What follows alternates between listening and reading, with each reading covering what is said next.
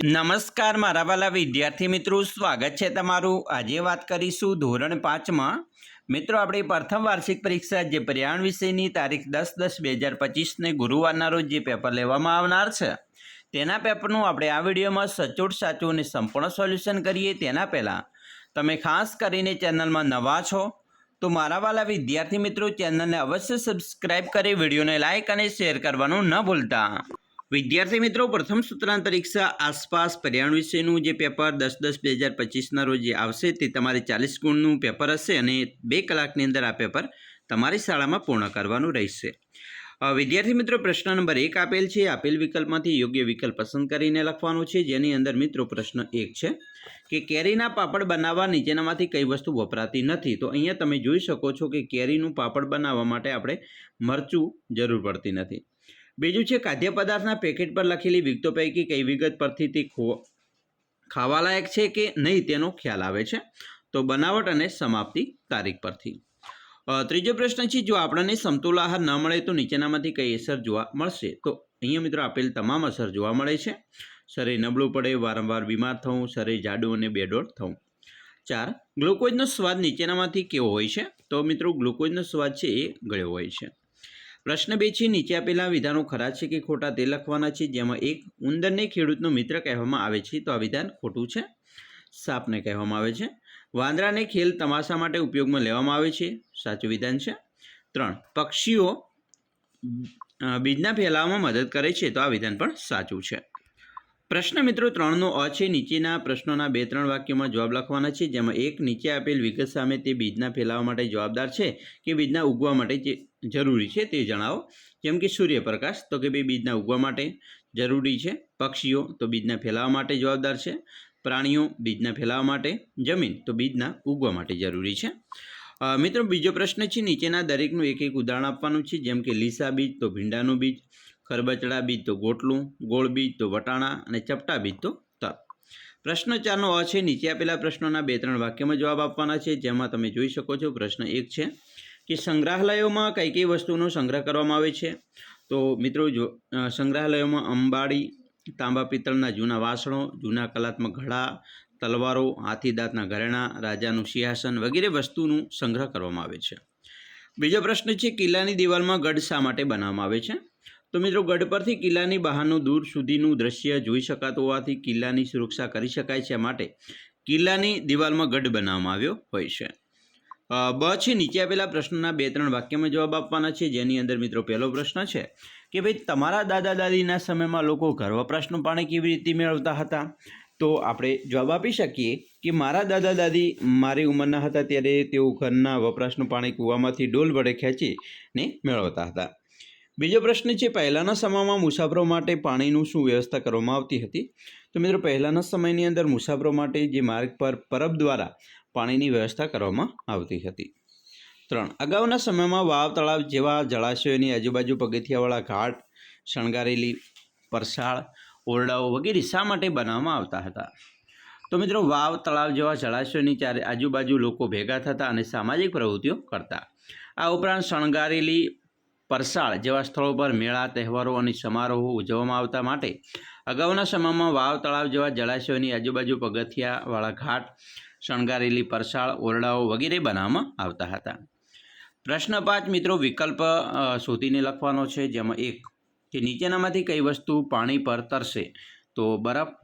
બીજું, નીચેનામાંથી કઈ વસ્તુને પાણીમાં નાખવાથી પાણીનો રંગ બદલાશે। તો હળદર।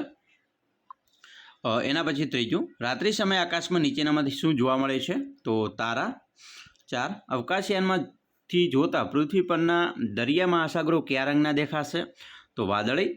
પ્રશ્ન મિત્રો 6 નીચે આપેલા વિકલ્પમાંથી સાચો વિકલ્પ શોધીને લખવાનો છે, જેની અંદર મિત્રો પ્રશ્ન 1 છે કે નીચેનામાંથી બીજના ઉગવા માટે જરૂરી પરિબળ કયું નથી। તો પાણી।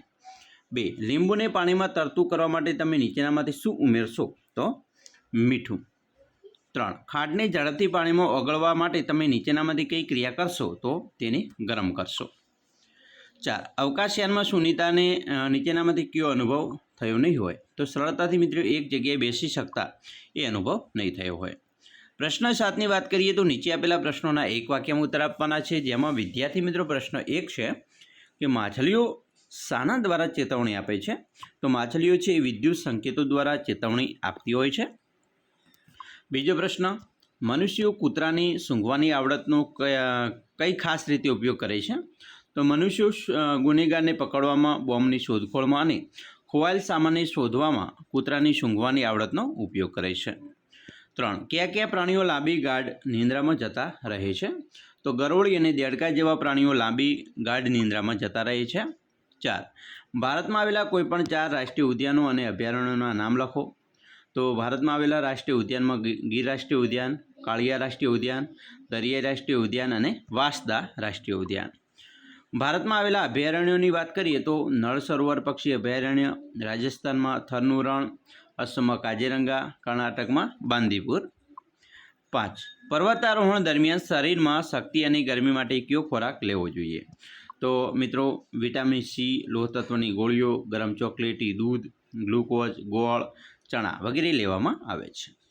6. પર્વત કે ખડક પર ચડતી વખતે શરીર 90 અંશના ખૂણે શા માટે રાખવામાં આવે છે? ખડક પર ચડતી વખતે શરીરની 90 અંશના ખૂણે તથા પીઠને સીધી રાખવાની હોય છે, જેથી આપણને જેમ જમીન પર ચાલતા હોઈએ તે રીતે ચાલીને સરળતાથી ખડક ઉપર ચઢી શકીએ છીએ. પ્રશ્ન 8નો અ છે, નીચે આપેલા આલેખનું અવલોકન કરી જવાબ આપો. અહીંયા મિત્રો 20 વર્ષમાં બળતણમાં થયેલો બદલાવ 1976 અને 1996 વચ્ચેનો છે. તો અહીંયા 100માંથી ઉપયોગમાં લેતા ઘર, બંને 100માંથી ઉપયોગમાં લેતા ઘરની માહિતી આપેલી છે, આલેખ છે. તો જોઈએ પહેલો પ્રશ્ન કે વર્ષ 1976માં કયા બળતણનો સૌથી વધુ ઉપયોગ થતો હતો? તો વર્ષ 1976માં છાણા અને લાકડા બળતણનો સૌથી વધુ ઉપયોગ થતો હતો. બીજું, વર્ષ 1996માં વિદ્યુત ઉપયોગ વધ્યો હતો કે ઘટ્યો હતો, કેટલો? તો 1996માં વિદ્યુતનો ઉપયોગ વધ્યો હતો, 4 ઘરમાં વધ્યો. 3. વર્ષ 1976માં કોલસાનો ઉપયોગ વર્ષ 1996 કરતાં વધ્યો હતો કે ઘટ્યો હતો, કેટલા ઘરમાં? તો મિત્રો વર્ષ 1976માં કોલસાનો ઉપયોગ વર્ષ 1996 કરતાં ઘટ્યો હતો, 3 ઘરમાં. બ. નીચે આપેલા પ્રશ્નના 2-3 વાક્યમાં જવાબ આપો.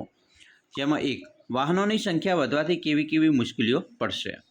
તો મિત્રો રસ્તા પર ટ્રાફિક વધે, હવાનું અને અવાજનું પ્રદૂષણ વધે, તેનાથી લોકોનું સ્વાસ્થ્ય બગડે, પાર્કિંગની સમસ્યા ઊભી થાય, અકસ્માતનું પ્રમાણ વધી જાય, પેટ્રોલ અને ડીઝલની અછત ઊભી થાય, પરિણામે પેટ્રોલ અને ડીઝલ મોંઘું થાય, ભવિષ્યમાં પેટ્રોલ ડીઝલ પણ ખૂટી જાય.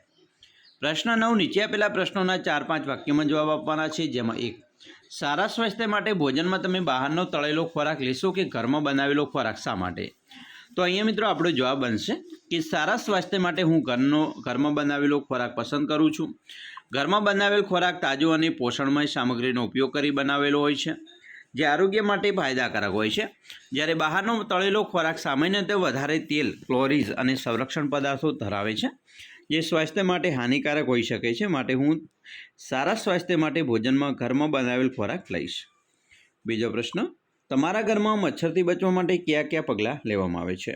તો મિત્રો અમારા ઘરમાં ક્યાંક પાણી ભરાવા નહીં દઈએ, ઘરની આસપાસ ખાબોચિયા અથવા બંધિયાર પાણીના ખાડા પૂરી દઈશું, કચરાને કચરાપેટીમાં જ નાખીશું, કચરાપેટી ઢાંકીને રાખીશું, કૂલર, ઘડા, પાણીના ટાંકા વગેરેની સફાઈ કરીશું, તેની આજુબાજુ પણ ચોખ્ખાઈ રાખીશું. ઘરની આસપાસ ભરાયેલા પાણીમાં કેરોસીન અને DDTનો છંટકાવ કરીશું.